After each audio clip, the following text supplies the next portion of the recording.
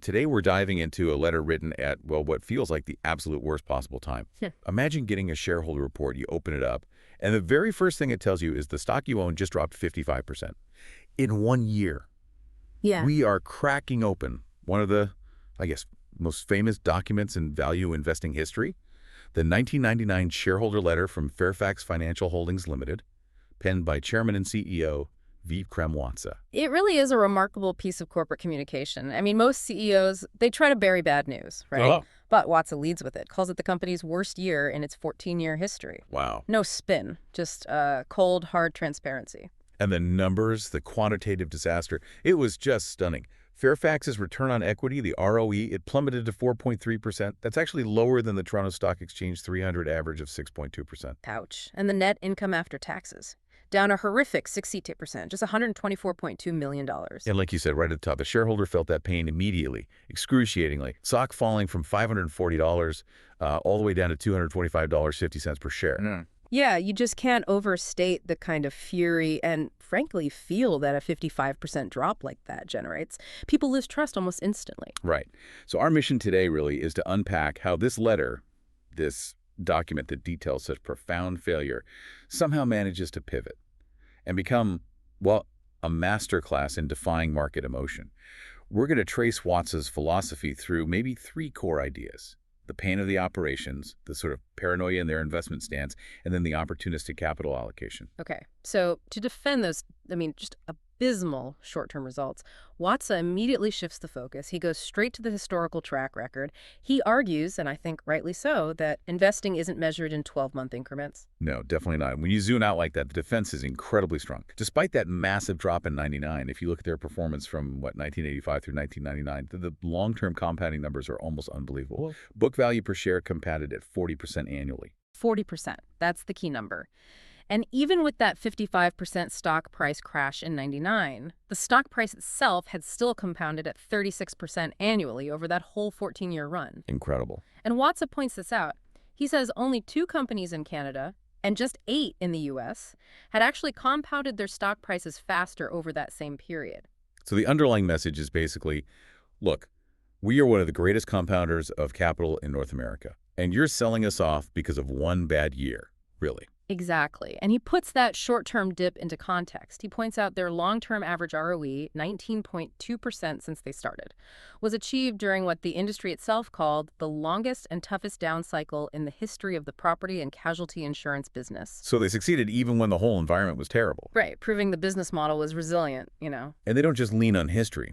Watsa follows up the bad news with what he calls the good qualitative news. He says they entered the year 2000 with the strongest management team ever, and crucially, the strongest financial position in their history. Yeah, and that financial strength, that's the ballast, isn't it? They reported over $700 million in cash and marketable securities held right at the holding company level, just sitting there. Wow. And that cash, that's what gave them the, let's call it the emotional luxury to ignore all the short-term chaos.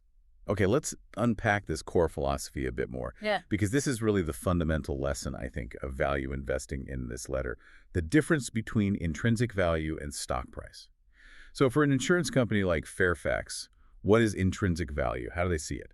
Well, Fairfax is pretty clear. They assert that for their kind of business, the percentage change in book value per share is a good first approximation.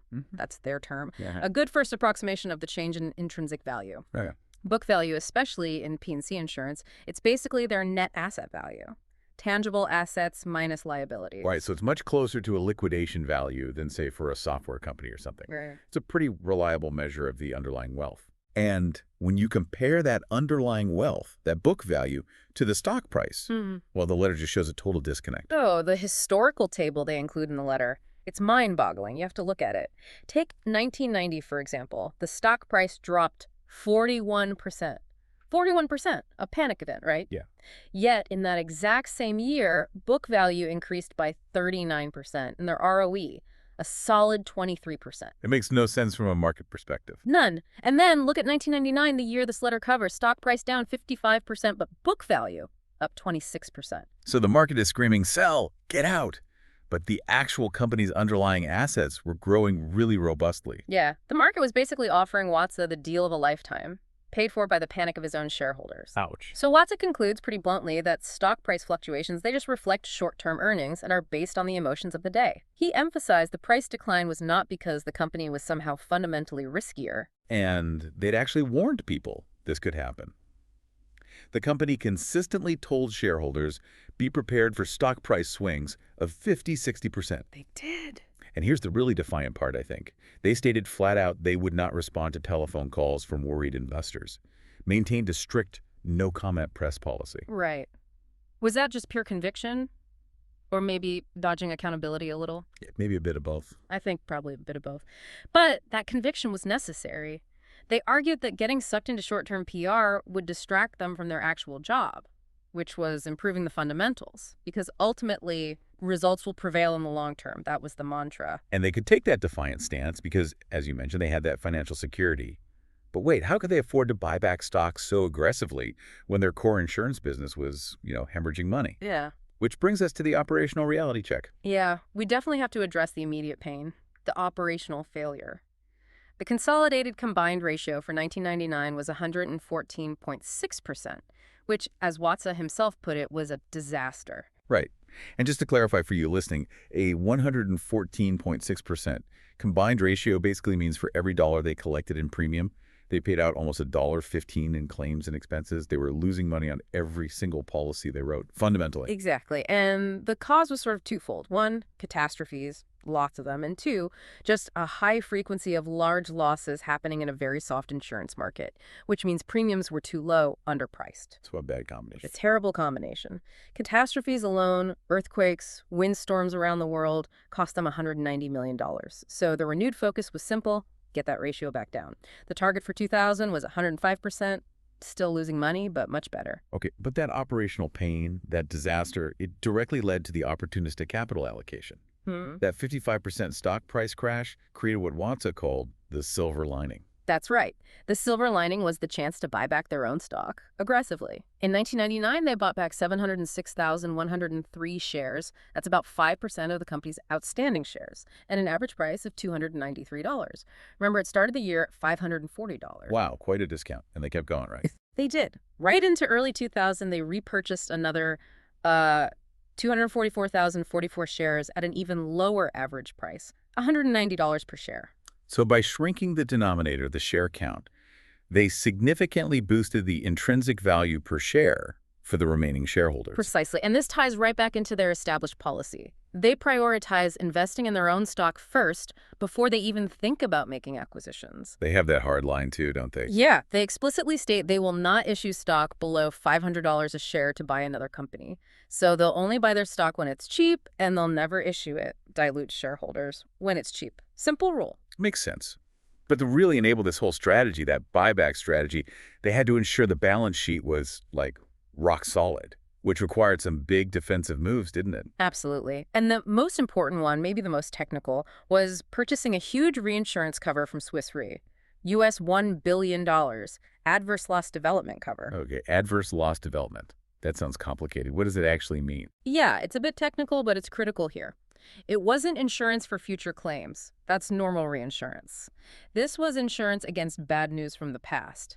Specifically, claims from 1998 and earlier getting worse than expected. Ah, okay. So they were protecting themselves from skeletons in the closet, basically. Pretty much. They were specifically worried about potential exposure from this industry-wide mess called the workers' compensation fiasco, this sort of liability spiral. It was a one-time, probably very expensive purchase, but it effectively ring-fenced the balance sheet. It protected them from nasty surprises from history. Got it. And that action, combined with some vendor indemnifications they mentioned, and that big pile of cash at the holding company. Yeah, that's $712.7 million in cash and marketable securities, plus they had over $1.3 billion in undrawn, unsecured bank lines. Right. All that together creates what you call the survival ratio. Yeah. That cash cushion defined their ability to be opportunistic when others were panicking. Okay, now let's talk paranoia. Because this letter was written, smack dab in the middle of the dot-com bubble peak, right? And Watsa was famously, or infamously, depending on your view, one of the loudest skeptics out there. Oh, incredibly conservative. Fairfax was extremely skeptical about U.S. equity markets generally, but especially internet stocks. The numbers he cited back then are just astounding to look back on. The S&P 500's PE ratio, it had jumped 60% in just the previous 3 years, hitting 30 times earnings. 30 times earnings for the whole index. And here's where it gets really wild, right? They noted in the letter, and I'm quoting here, a continued PE expansion over the long term is not sustainable. Pretty dry, but direct. Very direct. Then they list the evidence of the euphoria. AOL, trading at 179 times earnings. 179. Yahoo, at, 1,425 times earnings. It's just astronomical. And Amazon.com, trading at 14 times revenue, while reporting a loss.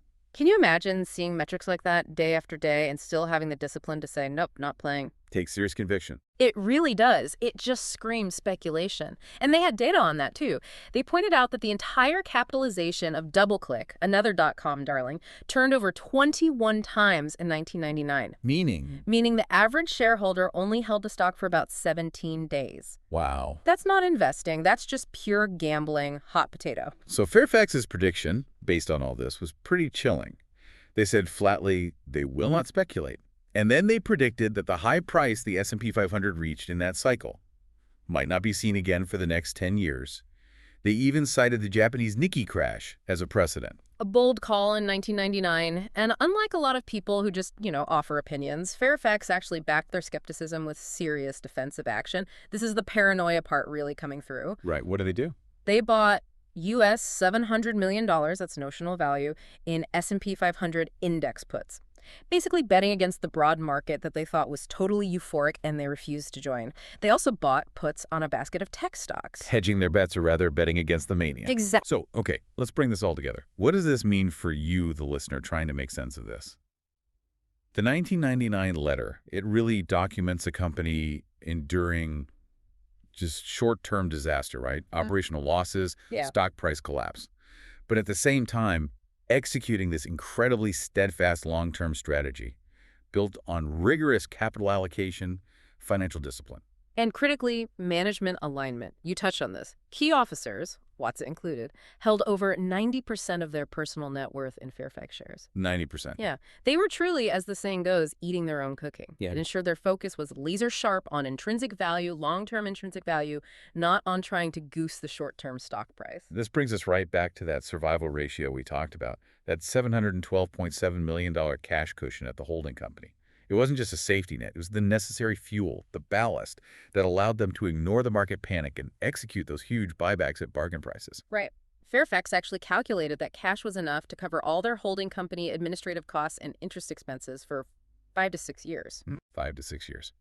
Without receiving a single dollar in dividends from any of their operating subsidiaries. That is a massive cushion. Massive. Yeah. That financial flexibility, that fortress balance sheet, that's the ultimate lesson here, I think. It allowed them to act like true long-term owners when almost everyone else was forced to act like panicked short-term traders. Which leaves you, the learner, with this final question maybe to mull over. What's your personal survival ratio? What level of financial security, and maybe just as importantly, emotional security, do you need to hold on to your deepest convictions? And maybe even make aggressive buys when the market is down 55% and everyone is terrified. Yeah. That conviction, backed by the actual ability to survive, say, 5 to 6 years of zero income, that seems to be the real power behind the 1999